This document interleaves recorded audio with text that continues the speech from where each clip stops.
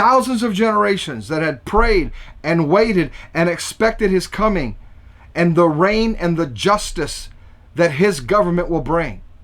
I mean, think about the countries now that are reeling back and forth, that are racked with pain, that are suffering under a totalitarian, communist, or even Islamic government. Think of those. Think of those. Well, the Ancient of Days, one day, will set up his kingdom. The Ancient of Days, one day, will be sitting on a throne. The Ancient of Days, one day, will have Kim Jong-il bow down before him. We'll have the Islamic governments of the world bowing down before him. We'll have the rich and the haughty and the proudful bowing down before him. We'll have those that are atheists bowing down before him. Those that have rejected and mocked him bowing down before him. That day is coming.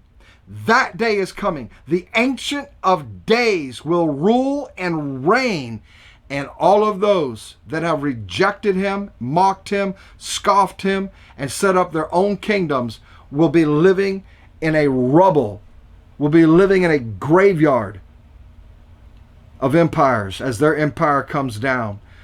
It talks about white. He had a white hair and had a white robe. It's symbolic of his purity. It's symbolic of his purity.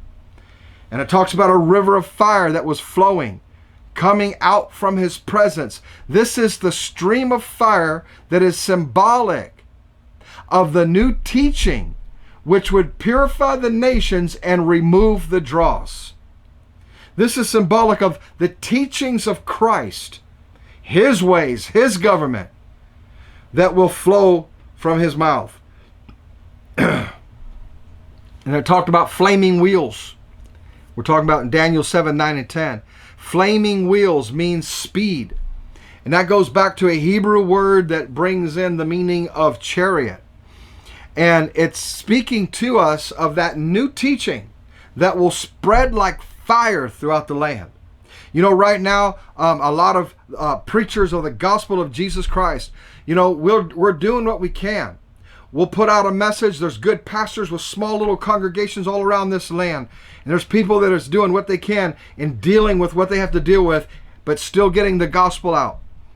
You know, only 1 or 2 or 3 people may actually listen and hear and benefit from this message. But you know what? I would rather be on his side. I would